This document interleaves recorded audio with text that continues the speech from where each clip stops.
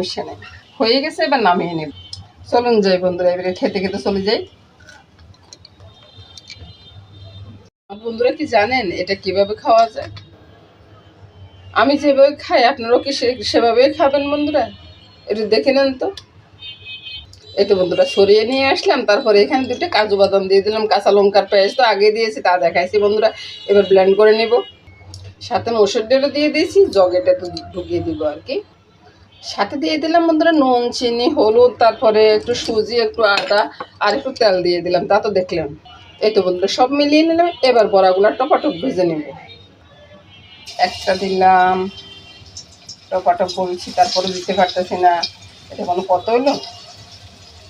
কেমন লাগতেছে বলুন তো বন্ধুরা? তো বন্ধুরা এখানে সবে স্বাস্থ্যসম্মত, শুধু তেলটা অস্বাস্থ্যসম্মত আর কি, আপনাদের বুঝাতে পারতেছি না বন্ধুরা। আর মসুর ডালটা দিলে দেবেন, না দিলে নেই, কোনো সমস্যা নেই। হয়ে গেছে, এবার নামিয়ে নেব। চলুন যাই বন্ধুরা, এবারে খেতে খেতে চলে যাই।